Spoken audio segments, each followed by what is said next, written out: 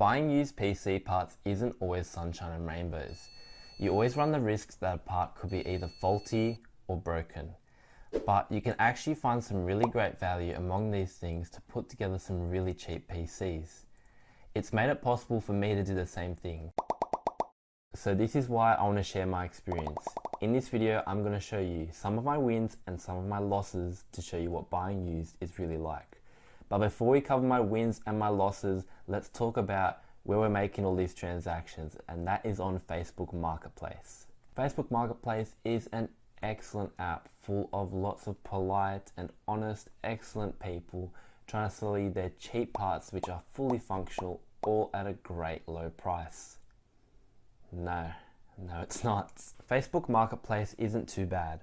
I'm located in Sydney, Australia, and I find it relatively quick to be able to buy and sell parts when I'm advertising at fair value. A great advantage is that there are lots of people and it's the go-to app to buy and sell used. But in order to find great deals, there are a few things I look for. I always try to filter by the latest posts in order to get rid of the clutter that's been sitting for too long, most likely because it's overpriced. This is also because once good deals come up, you will need to strike quickly. It will get competitive if the prices are cheap, so you want to be one of the first people in sending that message to lock down your part. I suggest monitoring a few times, just do the 24-hour filter just to see what's going on and see if you can send some messages out. A great tip I learned is to find people with small descriptions and little knowledge of their components. Sometimes, for example, if you can zoom into a photo and read a motherboard's name and know what chipset you're working with, it gives you an advantage over other buyers who don't know this info. I actually did this when I picked up a Z370 motherboard combo with a power supply and graphics card for $100, which was a great pickup. However, there are also some things that I would avoid. When buying, you always want to test the parts to see if they're working when you go to pick it up. If the seller can't let you test the parts, I usually don't go ahead with the deal.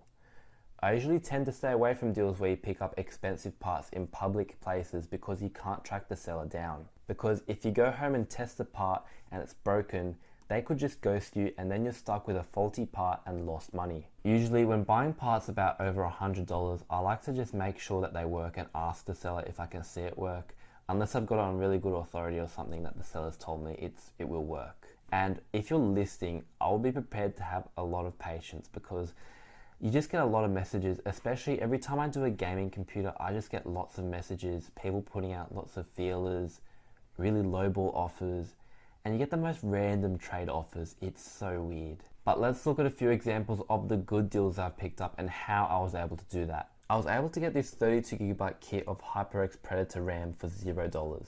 And it was purely because I asked the seller if he had any other parts when I was buying a graphics card for him. And he had this spare RAM he no longer needed, which was really nice. I also got this GTX 960 for $20, and that was because I reacted quickly when I saw the post and I just took a risk and I met the seller in a public place. So I could have just gotten ghosted, I was aware of that, but the seller did say it was working, so for $20 I was willing to take that chance. And hard drives. Hard drives are great for cheap storage and I tend to be able to find them for great prices off places like eBay for about $20. For about a 1TB sized hard drive. However, I would not recommend buying a used SSD. I personally just don't like it since you'll put the operating system on it most likely and it'll be your boot device. I personally just really prefer to have a brand new untouched drive that hasn't been formatted or anything yet, just to start from fresh and have no issues. But let's take a look at some of the flops I've encountered buying used PC parts. A little while ago, I picked up a $100 bundle of untested parts. I knew that they were untested and the seller told me this, so it's no disregard to him.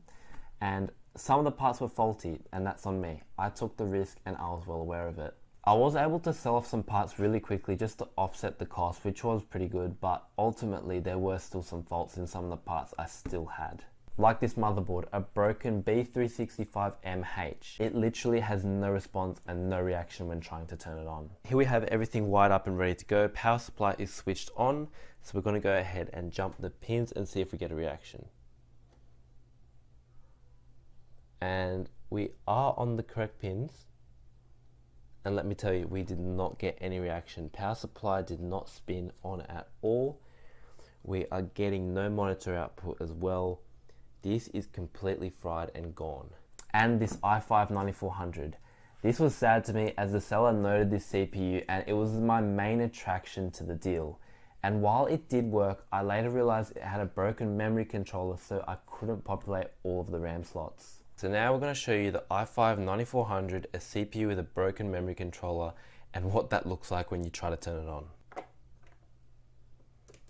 And just to show you, we're going to be jumping it over here.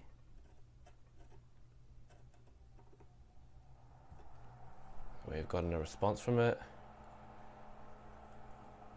Power supply is spinning and CPU is heating up. No post though. So these are the symptoms we're getting. You see this light, it just keeps flashing on and off.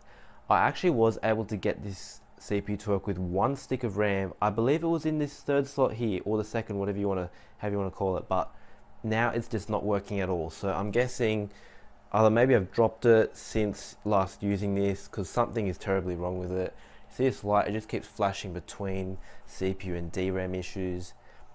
However, it's just broken, so this CPU has been a bust. A Z170 motherboard, another part from this build which did work shortly, but then after trying again I could never get it to post, and if you look at the socket you might understand why. However, we will still put this CPU in and see if it does work. I believe this motherboard still will give us some sort of response even though it's not going to work. And if we power on, power supply did spin and we do have a nice red light. However, we're waiting for that post over there. The CPU is heating up, which is positive. However, I'm pretty confident this will not work. I've only gotten this system to work once, and ever since then it was not able to post. That's another broken motherboard. In a separate deal, I also picked up a B85M as part of a cheap PC, and it worked for a while when I had it, but then I put it away and then I put a different CPU in and it just never worked again. Even after testing with multiple CPUs to ensure my CPU wasn't the fault, it still wouldn't work. So we're going to see if we can get any reaction out of this one. The power supply just gave us a quick spin, if you could see that for a second. However, it does not like to turn on. If we try to do that again, it's not liking it. There is something wrong with this motherboard. I've tested it across multiple CPUs that do work, and the motherboard is just giving the same reaction every time. Buying used isn't too bad. You just have to be careful and consider what you're buying. But I hope you've enjoyed my video, and please feel free to like and subscribe if you wish to, and I will catch you guys in the next one. Thank you for watching.